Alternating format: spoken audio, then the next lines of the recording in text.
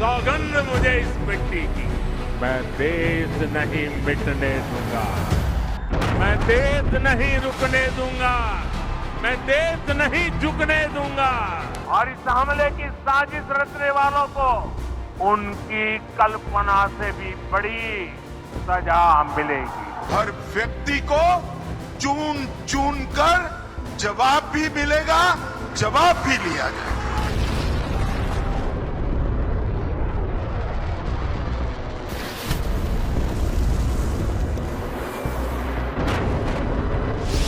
On the 7th of May 2025, India struck not just with missiles, but with vengeance. Operation Sindoor rained fire on Pakistan's terror camps, turning safe havens into smoking graves. But the real explosion ripped through Rawalpindi. General Asim Munir, once the iron-fisted overlord of Pakistan's military state, saw his empire collapse in a single night. His silence was louder than the bombs. India didn't just retaliate, it rewrote history. So is this the day Asim Munir finally lost control of their own Frankenstein? Hello and welcome. You're watching Statecraft with me, Geeta Mohan.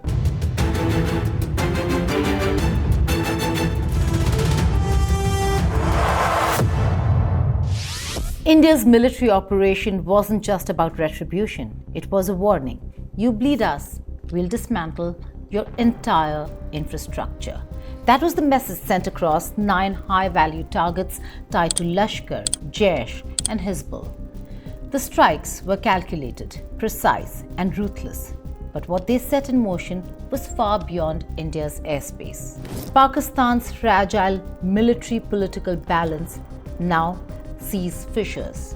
There is now fracture in this very fragile combination in Pakistan. Amid ISI infighting, growing street unrest and whispers of betrayal, the real question isn't India's intent. It is, would Pakistan survive the storm its generals have brewed? Particularly, will Asim Munir, the chief of Pakistan Army, survive the Indian onslaught? Launched under the direct orders of Prime Minister Narendra Modi, Operation Sindoor struck deep into Pakistan's terror network. The airstrike, executed just 15 days after the Pahalgam massacre, zeroed in on 9 locations across Pakistan and Pakistan-occupied Kashmir. The symbolism behind the operation's name, Sindhur, the sacred vermilion worn by Hindu wives, was poignant. It honored the widows of the slain men and doubled as a battle cry. No more blood without consequence. Despite a fortnight having passed since the attacks, there has been no demonstrable step from Pakistan to take action against the terrorist infrastructure on its territory or on territory under its control. Instead, all it has indulged in are denials and allegations. Our intelligence monitoring of Pakistan-based terrorist modules indicated that further attacks against India were impending. There was thus a compulsion both to deter and to preempt. Earlier this morning, as you would be aware, India exercised its right to respond and preempt as well as deter more such cross-border attacks. These actions were measured, non-escalatory, proportionate, and responsible. They focused on dismantling the terrorist infrastructure and disabling terrorists likely to be sent across to India. You would also recall that the Security Council on 25th April 2025 had issued a press statement on the Pahalgam terror attack, underlining, and I quote, the need to hold perpetrators, organizers, financiers, and sponsors of this reprehensible act of terrorism accountable and bring them to justice, unquote. India's latest actions should be seen in this context. Operation Sindoor 22 अप्रैल को पहलगाम में हुए विभत्स आतंकवादी हमले के शिकार मासूम नागरिकों व उनके परिवारों को न्याय देने के लिए लॉन्च किया गया था। इस कार्रवाई में 9 टेररिस्ट कैंप्स को टारगेट किया गया और पूरी तरह से इसे बर्बाद किया गया। पाकिस्तान में पिछले 3 दशकों से टेरर इंफ्रास्ट्रक्चर का निर्माण हो रहा है। इसमें recruitment, indoctrination centres, training areas व लॉन्च पैड शामिल थे, जो पाकिस्तान और पाक अधिकृत जम्मू कश्मीर POJK दोनों में फैले हैं. The precision strikes targeted terror hubs long known to Indian intelligence. Markaz Subhanallah, Bahawalpur, key Jaish-e-Mohammed training base in Punjab involved in terrorist operations. Markaz Taiba, Muridke, Lashkar-e-Taiba's primary operational center in Punjab linked to the 2008 Mumbai terror attacks. Sarjal, Tehra Kalan, Jaish-e-Mohammed camp for training militants and terrorists for infiltration into India. Mehmoona Joya Sialkot, Hizbul Mujahideen stronghold involved in recruitment for insurgency against Indian forces in Kashmir. Markaz Ahle Hadith, Barnala, Lashkar-e-Taiba's site for recruitment and operational planning for attacks in India. Markaz Abbas, Kotli, Jaish-e-Mohammed base in Pakistan-occupied Kashmir for destabilizing operations aimed at India. Maskar Rahil Shaheed, Kotli, Hizbul Mujahideen camp for guerrilla warfare training against Indian security forces.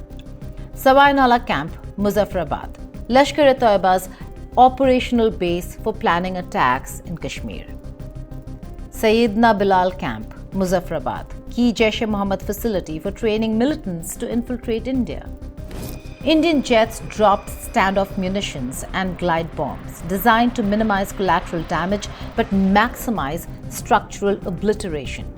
Intelligence confirmed the destruction of command posts, arms dumps, and several high-value militant targets. What followed was even more devastating, not for India, but for Jaish-e-Mohammed Chief Maulana Masood Azhar, who lost 10 family members, including his sister and brother-in-law. He also lost 4 critical members of Jaish-e-Mohammed known as important aides of Masoud Azar. Whenever India has raised the question, where is Masoud Azar, Pakistan consistently has denied any knowledge of his whereabouts. And if so, will you go after him? Well, he is in Pakistan. According to my information, he is very unwell. He is unwell to the extent that he cannot leave his house because he's really unwell. So that's the information I have. Why doesn't your country arrest him so that the head of this group, which you've all admitted is a terrorist organization and causes incredible tension, to say the least, between you two highly armed neighbors, why don't you arrest him, ill or not ill? If they give us evidence which is acceptable to the courts of Pakistan, after all, we will have to justify. They will go to the court, and if they have solid, inalienable evidence, share it with us, so that we can convince the people, and we can convince the independent judiciary of Pakistan. Do you doubt what he's accused of doing and what the group is accused of doing? You see, it's not a question of me doubting. There is a legal process, and you have to satisfy that legal process. Over the years, Pakistan has repeatedly insisted that they do not harbor or support Azhar, offering a veneer of innocence when confronted by India with evidence of his complicity in cross-border terrorism. Despite multiple attempts by India to press the issue internationally, Pakistan's stance remained a defensive narrative of ignorance and denial. In fact, for India, the designation of Masoud Azhar under the 1267 Committee of the Security Council was a Herculean task, with China helping Pakistan all the way, not allowing India to designate or get Masoud Azhar designated. Despite his arrests and being named in various terror activities and terrorist attacks, India failed to designate or get Masoud Azhar designated at the United Nations Security Council, only to have him then designated in the year 2019. However, Operation Sindoor has dealt a blow to the narrative that Masoud Azhar is not in Pakistan. The fact that Azhar's family was struck in the heart of a region known for harboring terrorists aligned with Jaish-e-Mohammed tells a very different story. It's not just about operational success of India's military forces, it's about what this strike reveals. Azhar, a man long sheltered by Pakistan, seems to have been operating from a known location. And it's impossible to ignore the glaring contradiction between Pakistan's public statements and the evident reality of the strike. If Pakistan truly had no knowledge of Azhar's whereabouts, how is it that such a precise strike could target his family with such accuracy? While Pakistan's Foreign Office cried foul and its military spun tales of downed Indian jets inside the GHQ at Rawalpindi, panic had begun to settle in. The strike didn't just destroy buildings, it shattered illusions of invincibility. Pakistan Army's failure to prevent such a deep incursion exposed a staggering lapse in surveillance and response. And for a military regime already battling internal dissent, it was the beginning of the end. And at the center of it all stands Pak Army Chief Asim Munir. Government's stance on Kashmir is absolutely clear. It was our jugular vein. It is our jugular vein. We will not forget it. And we will not leave our Kashmiri brethren in their heroic struggle, what they are waging against the Indian occupation. And Balochistan जो है, जो कि पाकिस्तान की destiny है, ठीक है, जो कि पाकिस्तान के माथे का झूमर है, तुम 1500 बंदे कहोगे कि जी हम इसको ले जाएंगे, तुम्हारी अगली 10 नस्लें भी नहीं लेके जा सकती. Public opinion within Pakistan is deeply divided, with some blaming the military for allowing such attacks to occur and others blaming the civilian leadership for not taking stronger retaliatory measures. Munir's inability to successfully defend Pakistan against such a direct attack has raised questions about his ability to govern and command respect within the military. In light of these events, Asim Munir's leadership is in peril. Will this international embarrassment lead to his ousting? Since his appointment as the Army Chief in 2022, Asim Munir's leadership has been under scrutiny. His rise to power itself was controversial, and his handling of domestic military operations and foreign policy issues has not been well received by key factions within the military. Reports of dissent within the ranks of the Pakistani army suggest dissatisfaction with Munir's leadership style, which some believe is a blend of arrogance and authoritarianism. Pakistan Army's humiliation during the Jafar Express hijacking this year and the disastrous aftermath of the Pahalgam terror attack have only compounded these grievances. This isn't the first time Pakistan has seen an army chief fall from grace under the weight of internal dissent. The most notable precedent is that of then Pak Army Chief General Pervez Musharraf, who seized power in a bloodless coup in 1999. But was ultimately forced to resign under pressure from both the judiciary and his own military in the year 2008. After nearly a decade of rule, Musharraf's downfall began with his controversial dismissal of Chief Justice Iftikhar Chaudhry, which sparked a massive lawyers' movement and civil unrest. But it was the withdrawal of military support, particularly from his successor, General Ashfaq Parvez Kayani, that sealed his fate. The moment Musharraf lost the confidence of the army he once commanded, his presidency became untenable. Asim Munir may now find himself on a similar path. The leaks from mid-level and junior officers accusing Munir of incompetence, corruption, and political interference are particularly troubling. These accusations paint a picture of a military that is not only divided but also increasingly hostile to its leaders. As Munir's position grows more fragile, many within Pakistan's political and military elite have begun to rally around an alternative figure, Asim Malik, the head of Pakistan's Inter-Services Intelligence or the ISI, and now also the National Security Advisor. Asim Malik, the current ISI chief and newly appointed NSA, has been quietly positioning himself as a potential replacement for Munir. His support among the upper echelons of the army, combined with his strategic control over Pakistan's intelligence apparatus, makes him a formidable challenger to Munir's reign. The growing discontent within Pakistan's military and political circles could provide Malik with the opening he needs to stage a coup. Will he take the step? And what impact would such a move have on Pakistan's internal and external stability? The growing tensions between Asim Munir and Asim Malik is now reaching its boiling point.